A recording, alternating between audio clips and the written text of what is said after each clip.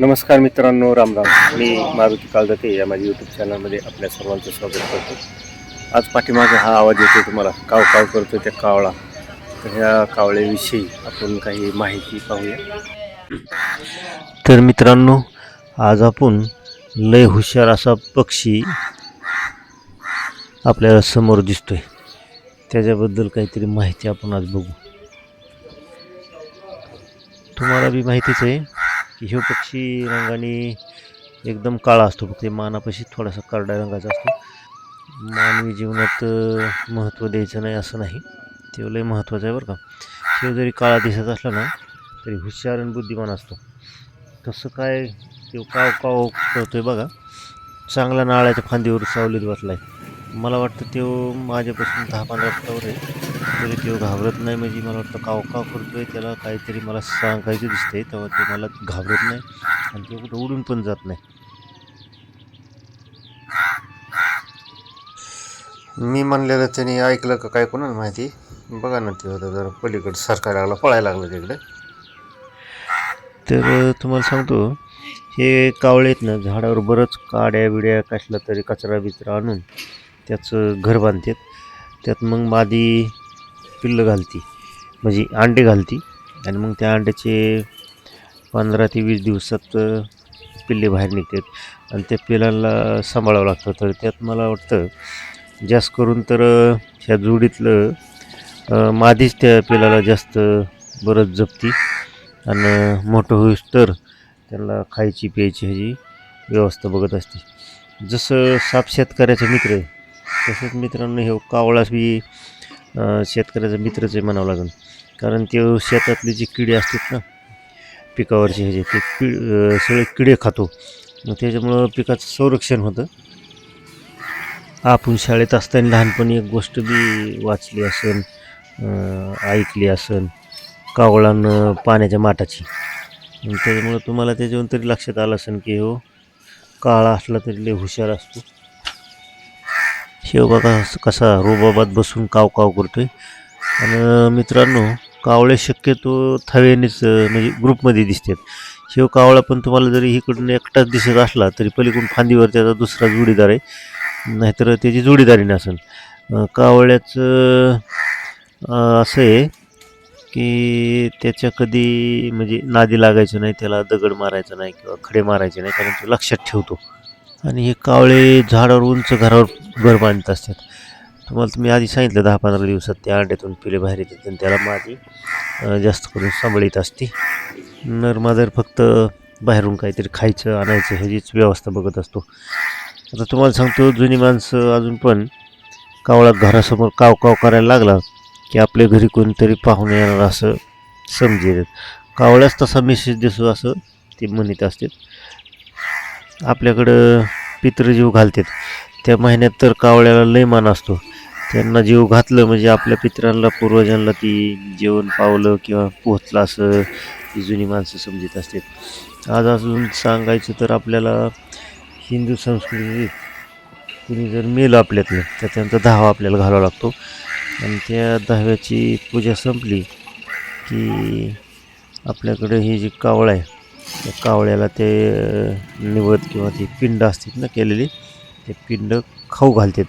पण त्यासाठी तो कावळा तिथे यावा लागतो. म्हणजे तेव्हा कावळ्याने ती पिंड किंवा ते निवद खाल्ला तरच दहावा यशस्वी झाला असं म्हणतात. किंवा दहाव्याचा म्हणजे ज्या माणसाचा दहावा आहे तेव्हा आपल्यावर प्रसन्न आहे असं समजतात. आणि तो निवद तो कावळा किंवा तो घास जर त्या कावळ्याने खाल्ला नाही तर मग ते मेलेलं माणूस त्या कुटुंबावर किंवा आपल्यावर नाराज आहे असं समज आहे.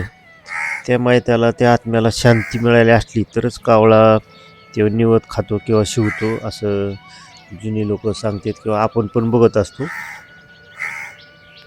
आणि मग माणसं म्हणतात पिंडाला कावळा शिवला, म्हणून कावळा आपल्या जीवनात जसं महत्त्वाचं आहे तसंच मेल्यावर सुद्धा कावळा किती महत्त्वाचा आहे हे आपल्याला दहाव्याला गेल्यावर तुम्हाला सांगतो लक्षात येतं.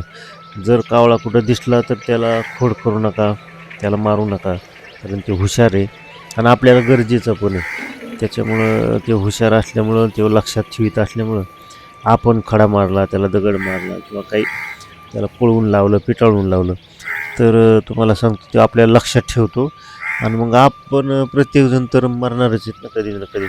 मग हे जर कावळ्यांनी लक्षात ठेवलं तर मग आपल्या झाव्याला हे कावळे काय त्या पिंडाला शिवायचे नाहीत. म्हणून तो कावळा किती महत्त्वाचा आहे ते लक्षात ठेवून आपण त्याच्या नादी लागू नये. त्याला शक्यतो शिळं अन्न खायला दिलं तरी चालतं किंवा काही खायला ठेवलं म्हणजे आपल्या घराच्या वर तरी चालतं. तर त्यांना शक्यतो आपल्याकडं कोणी असं दिसत नाही कावळ्याला मारताना, पण आपण त्याला जपलं पाहिजे. आपल्याला तो कामाचा आहे असं मला वाटतं बा. आता हे कावळा कमन महत्त्वाचं हे मी तुम्हाला सांगायची गरज आहे असं काही नाही. पण आता दिसला कावळा, त्याचा व्हिडिओ काढला, तुम्हाला असं म्हणलं थोडंसं गप्पा मारा तुमच्याबरोबर की कावळा आपल्या जीवनात कसं महत्त्वाचं आहे. आता हे किती वेळ झालं तुम्हाला सांगतो, 5-7 मिनटं नक्की झालेत. तो इथून अजिबात हलला नाही. इकडनं तिकडं तिथल्या तिथंच त्या फांदीहून खालीवर जातोय किंवा वरचा इकडं सरकतोय, त्या नारळ आलेत त्या नारळाकडे जातोय, पण तो काय उडून जात नाही. तो दुसरा जोडीदार गेला त्याचा पळून, पण ह्यो काय अजून उडून गेला नाही. आणि मी एवढं बोलत असताना तेव्हा ऐकतोय इतक्या जवळून. मी तर मग तुम्हाला म्हणलं ना, त्याला आपल्याला काहीतरी सांगायचं दिसतंय. आणि काय सांगायचं असं जर तुम्ही म्हणलात ना, तर मी तुम्हाला सांगतो, मी जे आत्ता तुम्हाला सांगितलं ना की त्याला खडा मारू नका, त्याला जपा, असंच कदाचित तो मला सांगत असेल जी मी तुम्हाला सांगितलं आहे ती. आणि त्याला ते ऐकून जरा बरं वाटत असेल, त्यामुळे ते म्हणत असेल चला आपल्याविषयी काहीतरी चांगल्या गोष्टी चालल्यात, आपण बी ऐकू आणि ह्या माणसाला बी ह्याचा व्हिडिओ काढून द्यावा बा आपला, असं त्याला वाटत असेल कदाचित. म्हणून ते एवढा गपचीप बसलाय. आणि तो कावळा आपल्याला कुठं बी दिसत असतो समजा. आणि ते एकटा आता इथं दिसला शेजारी पलीकडून हा एक तुम्हाला सांगितलं ना, पण जास्त करून कावळे ग्रुपमध्येच जास्त दिसतात. आणि काव काव करीत ते ह्या झाडावरून त्या झाडावर असं आपल्या घरट्याकडे ह्याच्याकडे जाताना आपल्याला दिसत असते. उडताना आपण बघत असतो. कुठं काही अन्न शिळं अन्न पडलेलं किंवा काही खायला असलं त्यांना, एखादं मेलेलं काही पक्षी जनावर असलं तर ते पण खात्याने आपण त्यांना बघत असतो. त्यांचं ते खाद्यच आहे, म्हणजे ते शाकाहारी पण आहे. आणि का त्याचा जोडीदार आता तुम्ही बघितलं ना गेला पलीकडे उठून, तर तुम्हाला सांगतो ते बी आपल्या माणसानीच शाकाहारी मांसाहारी दिसतोय. तर तुमच्याकडे ह्या कावळ्याला अजून काही दुसरं काही म्हणतात का? जसं कावळा म्हणजे आपण काक म्हणतो त्याला, काक ह्यो रंगाने काळाच असतो. काळा सोडता ह्याचा दुसरा रंग कुठलाच नसतो कावळ्याला. आता कोणी काही समजा गप्पा मारल्या तर काही मला माहीत नाही, पण तुम्ही बघितलं आहे का काळा रंग सोडून दुसऱ्या कलरचा कावळा कुठं बघितला आहे का? बघितला असला तर तुम्ही मला सांगा. आणि तुम्ही व्हिडिओ कुठून पाहता ते बी सांगा, कारण मी नगर जिल्ह्यातला माणूस आहे, तिथून हा व्हिडिओ केला आहे. तुम्ही कुठून बघताय, तुमच्याकडे त्या कावळ्याविषयी अजून काही माहिती असली तर तुम्ही बी सांगा, म्हणजे मला बी त्याची माहिती होईल आणि लोकांना कळेल अजून कावळ्याविषयी काही वेगळी माहिती. मग अशा ह्या काळ्या आणि अपशकुनी कावळ्याला आपण जर आमुष्याला काही खाऊ घातलं तर शनिदेव आपल्यावर प्रसन्न होतात, असा समज लोकांमध्ये आपल्याला दिसतो. कावळा जर माणसाला शिवला तर किंवा आपल्या डोक्यावरून गेला तर लोक अपशकुन म्हणतात. कावळा शनिदेवाचं वाहन आहे. डोक्यावरून गेला तर आपल्याला काहीतरी चुकीचं आपल्याकडून झालं आहे असं समजायला हरकत नाही. पण ही श्रद्धा अंधश्रद्धा ज्याच्या त्याच्या मनावर त्याचा प्रश्न आहे. तो शिवला किंवा डोक्यावरून गेला तर त्याचा आपल्या शरीरावर काहीसुद्धा फरक पडत नाही. पण तरी बी एका माणसाने मला एकदा असंच सांगितलं होतं की कावळा डोक्याला शिवून गेला किंवा अंगाला आपल्या शिवून गेला तर तो माणूस लवकरच मरतो. पण ह्या मताशी मी काही सहमत नाही. आता शेवटी ज्याचा त्याचा प्रश्न आहे काय समजायचं. तुम्हाला काय वाटतं ते तुम्ही पण सांगा. शिव जर आपल्या डोक्याला शिवला तर फक्त काय आहे, आपण आंघोळ करायची, बाकी काही करायची गरज नाही. कारण त्याच्या अंगाला काही समजा ते मांसाहारी किंवा असं कुजलेलं अन्न किंवा कुजलेलं एखाद्या प्राणी खातात, त्याच्यामुळे त्याच्या अंगाला काही लागलेलं असू शकते तसे किटाणू वगैरे. त्याच्यामुळे फक्त आपण आंघोळ करून घ्यायला हरकत नाही, बाकी काही करायची गरज नाही असं माझं मत आहे. तेव्हा आपल्याला जीवनात उपयोगी पडणारा हे कावळा LIC सारखं जीवन के साथ भी जीवन के बाद भी कुठं अपशकुनी असलेलं कावळा, त्याच्याबद्दलचा व्हिडिओ आपल्याला जर आवडला असेल तर माझ्या मारुती काळजाते यूट्यूब चॅनलला सबस्क्राईब करा. नमस्कार.